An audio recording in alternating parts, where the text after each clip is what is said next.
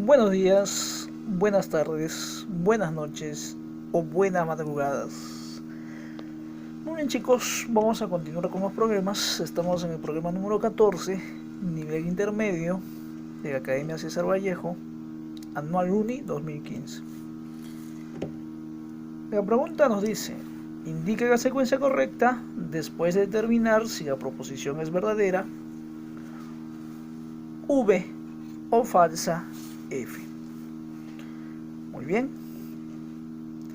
Para resolver la pregunta o para saber si la proposición 1 y la proposición 2 es verdadera o falsa, vamos a recordar algo. Vamos a tener que utilizar los cuantificadores universales y existencial. Recuerda esto, sea un conjunto cualquiera, supongamos que sea un conjunto de naturales, vamos a ponerlo así en diagrama de Venn. ¿Cuáles son los elementos? Vamos a comenzar de 1, 2, 3, 4, 5, infinito. Si yo, por ejemplo, quiero decir que se van a usar todos los elementos, desde el 1 hasta el infinito, que son los elementos de los naturales, ¿de acuerdo? Voy a utilizar el siguiente cuantificador. Ese cuantificador se le llama para todo. ¿Qué quiere decir eso? Que cuando yo use este cuantificador, tengo que utilizar todos los elementos del conjunto. ¿De acuerdo? Toditos. ¿Sí? Y el otro cuantificador es el existencial. Se denota así. Ese cuantificador significa existe. ¿Qué significa ese cuantificador? Que no necesariamente tengo que utilizar todos los elementos. Basta que utilice un elemento de los naturales para que pueda cumplirse el existencial. ¿De acuerdo? Por ejemplo, si te dieran una propiedad así, para todo A que pertenece a los naturales, para todo B que pertenece a los naturales, ¿qué está diciendo? Que para todo elemento A que pertenece a los naturales, o sea, debo utilizar todos los elementos naturales. Y debo utilizar acá todos los elementos de los naturales también, ¿de acuerdo? En cambio, si me dice existe, solamente utilizaré, basta que utilice uno nada más. También debes recordar el siguiente compendio. Cuando en una proposición no te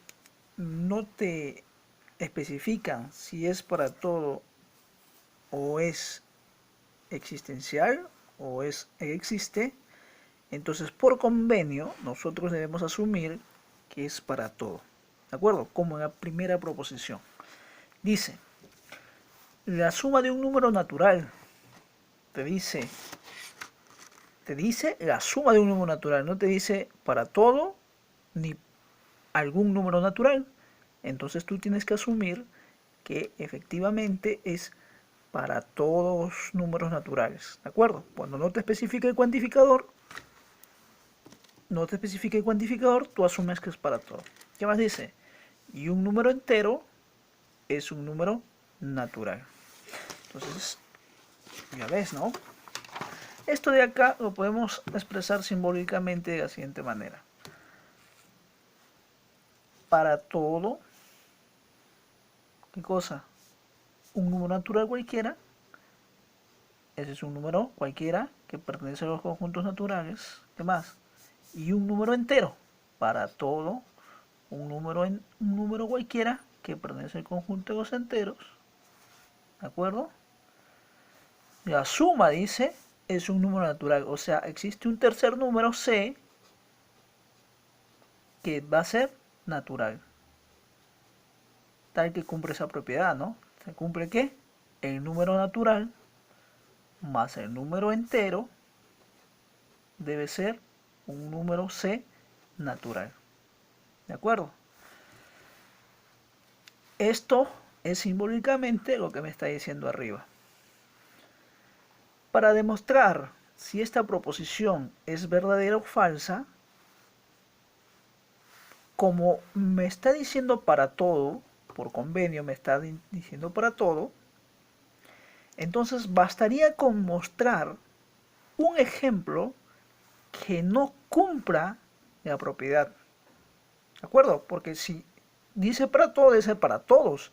Y si existe uno que no cumpla, ya la proposición es falsa. ¿De acuerdo? Entonces mira esto. Tú tienes esta propiedad que debe cumplirse en estos conjuntos. ¿De acuerdo? Entonces vamos. ¿Qué tal si a nosotros le damos el valor, como es natural, vamos a darle el valor de 3 más, y a b, como es entero, vamos a darle un número negativo, menos 5. La suma, ¿cuánto será? Tú ya sabes, ¿no? La respuesta es menos 2. Ahora, según esto, según la proposición, el C, el resultado, debe ser natural. ¿Ves? Para todos los naturales, siempre debe salir natural. ¿Cómo salió? Menos 2. Esto no pertenece a los naturales, por lo tanto no se cumple para todos los naturales. Por lo tanto, esta proposición es falsa. ¿Ves? Bueno, listo. Vamos con la proposición 2.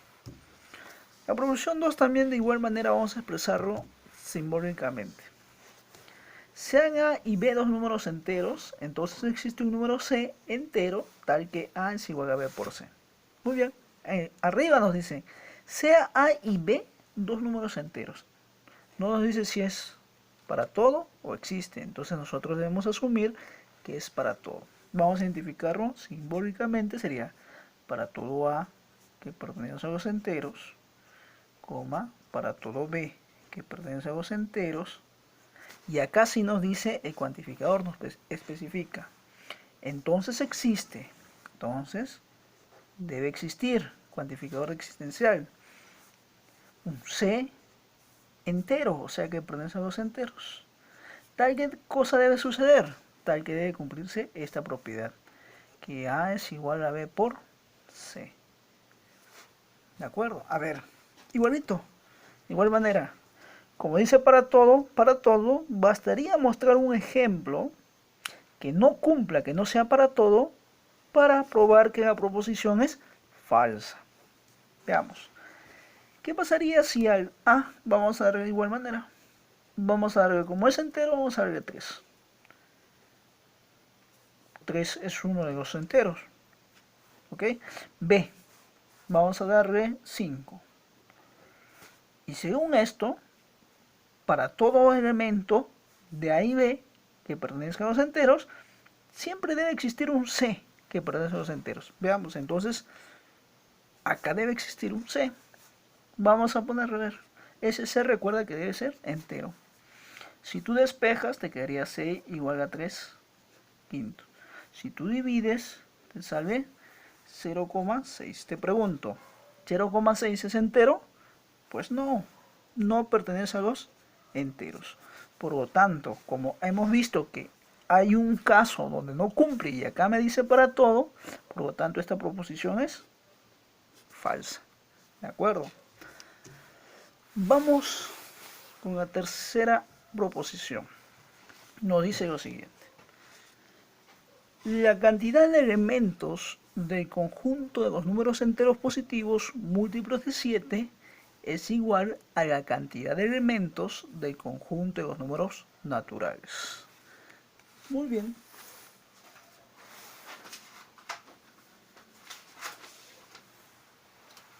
Acá vamos a hacer lo siguiente.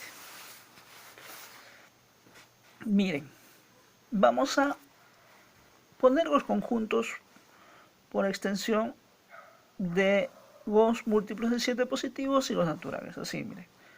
El conjunto de los múltiplos de 7 positivos se empezarían en 7, ¿no?